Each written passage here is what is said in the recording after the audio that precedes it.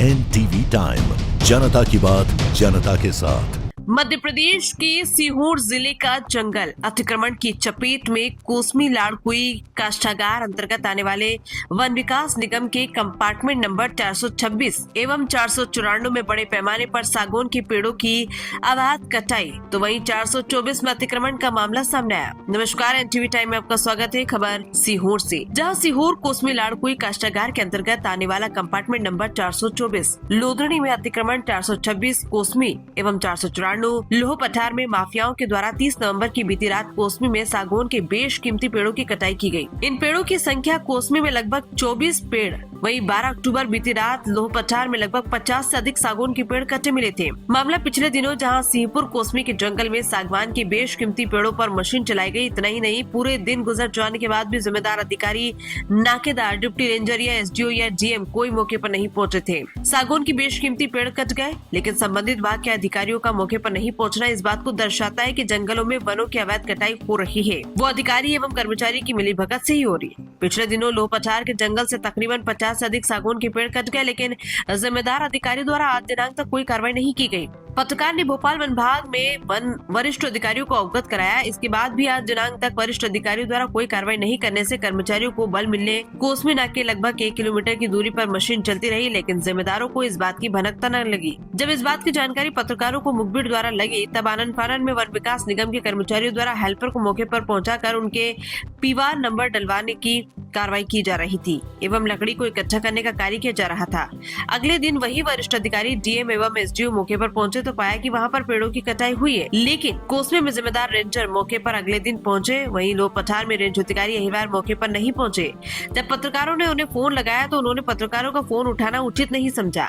जंगलों से सागौन के पेड़ों की अवैध कटाई एवं अतिक्रमण का सिलसिला इन दिनों जारी है। इन सब की जिम्मेदारी रेंज अधिकारी पर बनती है, लेकिन वरिष्ठ अधिकारी वहीं छोटे कर्मचारियों पर गाज गिरकर बड़े अधिकारियों को बचाने में लगे रहते हैं और बड़े अधिकारी हमेशा इसी बात से खुश नजर आते हैं। पेड़ों की कटाई हो गई, लेकिन हमारे अमले ने लकड़ी को जब्त कर लिया।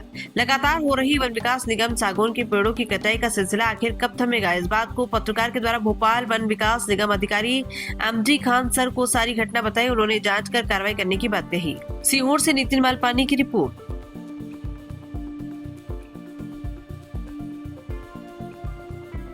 सर, इन दिनों वन विकास निगम काफ़ी चर्चाओं में है और चर्चाओं में होने का एक बड़ा कारण है सर, जब से 2012-13 से वन विभाग सामान्य ने वन विकास निगम को जो है सौंपा है, तब से कहीं ना कहीं वन विकास निगम के अधिकारी और कर्मचारी उसे अपनी ही बबूती समझ बैठे हैं और लगातार ज़मीनों को बेचने का सिलसिला, अतिक्रमण का सिलसिला और पेड़ों की जंगल की अवैध रूप से कटाई का सिलसिला। जबकि वन विकास निगम को जो है जंगल सौंपा गया था कि जहाँ से लकड़ियाँ के लिए काटी जाएगी, जो वैध हैं सरकार द्वारा जो स्वीकृत हैं, जिन पेड़ों को काटा जाएगा उसकी जगह पर दूसरे पौधे लगना है सर। तो पौधे भी सर कई जगह पे जो है उन्होंने रोपण किए हैं, लेकिन उनकी संख्या लाखों में है, लेकिन वर्तमान में आज हज़ारों में भी नहीं है। और इसी का कारण सर ये है कि लगातार जो है इस समय कोसमी लाड़कुई जो काष्ठागार आता है सर, सीहोर वन विकास निगम के अंतर्गत आने वाला, तो उसमें सर अभी वर्तमान में कुछ दिन पहले वर्तमान में सर यहाँ पर जो है कक्ष क्रमांक 426 में 2 दिन पूर्व में 24 पेड़ों की कटाई हुई सर। और इससे लगभग 12 अक्टूबर की बीती रात को 494 कक्ष क्रमांक सर, जो कि लोह पठार के क्षेत्र में आता है, वहाँ पर सर तकरीबन 50 नग से अधिक पेड़ों की जो है कटाई हुई सर। अब विभाग का कहना ये सर कि जिस तरह से जो लकड़ी की कटाई हुई है, लेकिन हमने माल जब्त कर लिया है सर। तो क्या कारण सर इसका कि विभाग एक ही चीज़ कहता है, कोई भी संबंधित अधिकारी से बात करते हैं तो खुशी दर्शाते हैं वो लोग, हमने माल को जाने नहीं दिया गया। इसके पीछे की बड़ा कारण क्या सर? नहीं, दरअसल वन विकास निगम का तो खेल ही अलग है। वन विकास निगम को नियमानुसार जो 0.4 से कम डेंसिटी का जंगल है वो दिया जाना चाहिए, लेकिन ये फील्ड के लेवल पे आपस में सामान्य से मिलके अच्छे जंगल अलॉट करवा लेते हैं और उसमें थोड़े बहुत पौधे लगा के अपनी तीसरी कर लेते हैं। पौधा लगाने के बाद फिर ये जाके पलट के देखते नहीं।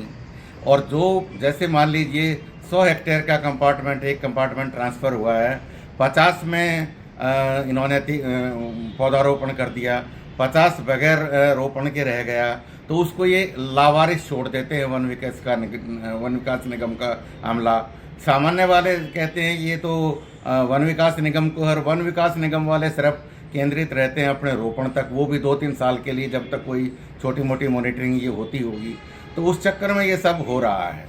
मेरी जानकारी है, मेरे पास 3-4 वीडियो आए हैं जिसका आप जिक्र कर रहे हैं, उनमें बड़े बड़े वृक्ष काटे गए हैं।